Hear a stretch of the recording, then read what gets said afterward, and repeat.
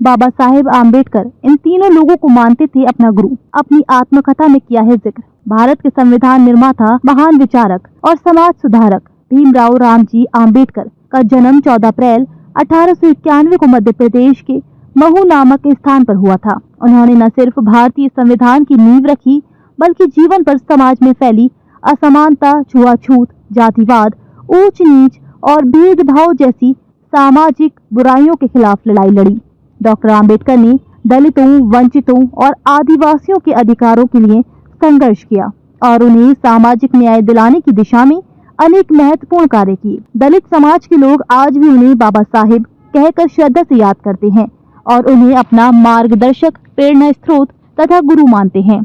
लेकिन क्या आप जानते हैं कि डॉक्टर भीमराव आम्बेडकर स्वयं किसे अपना गुरु मानते थे? इस बारे में उन्होंने अपनी आत्मकथा, मेरी कहानी, मेरी जुबानी में उल्लेख किया है। इस आत्मकथा में आम्बेडकर ने ये स्पष्ट किया है कि उन्होंने अपने विचारों और जीवन दृष्टि को गढ़ने में जिनसे प्रेरणा ली वे उनके असली गुरु थे। उन्होंने कहा कि बुद्ध, कबीर और महात्मा फूले ये तीन ऐसे क्रांतिकारी चिंतक और समाज सुधारक थे जिन्होंने उनके जीवन पर गहरा प्रभाव डाला। मेरे 3 गुरु हैं, उन्हीं की वजह से मेरे जीवन में क्रांति आई है। मेरी तरक्की का श्रेय उन्हें ही जाता है। मेरे पहले गुरु गौतम बुद्ध हैं। दादा केलुस्कर मेरे पिता के विद्वान मित्र थे।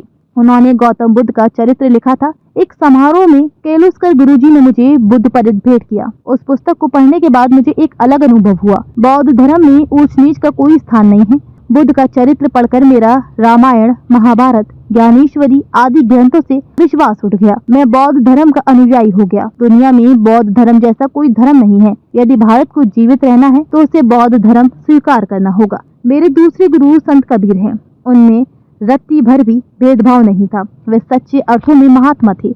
मैं गांधी को मिस्टर गांधी कहता हूँ। मेरे पास कई पत्र आते हैं जिनमें यह अनुरोध किया जाता है कि मैं गांधी जी को महात्मा गांधी ही कहूँ, लेकिन मैंने उनके अनुरोध को महत्व नहीं दिया। मैं इन लोगों के सामने संत कबीर की शिक्षा रखना चाहता हूँ। डॉक्टर भीमराव आम्बेडकर ने अपनी आत्मकथा में आगे लिखा, 3 गुरुओं की तरह मेरे पास पूजा करने के लिए 3 देवता हैं। मेरी प्रथम पूज्य देवी विद्या है। बिना ज्ञान के कुछ भी संभव नहीं है। इस देश में बहुसंख्यक समाज निरक्षर है। बुद्ध को ब्राह्मणों द्वारा शूद्र कहा गया, लेकिन बौद्ध धर्म में कोई जाति नहीं है और शिक्षा अर्जित करने का कोई निषेध नहीं है। मनुष्य को भोजन की तरह ज्ञान की आवश्यकता होती है। ब्राह्मणों ने दूसरों के ज्ञान ग्रहण करने पर रोक लगा दी। उन्होंने शिक्षार्थियों की जुबान काट दी। इसी का परिणाम है कि आज देश में 50% लोग निरक्षर हैं। ब्रह्मदेश में बौद्ध धर्म है, वहाँ 90% लोग शिक्षित हैं। हिंदू धर्म और बौद्ध धर्म के बीच यही अंतर है।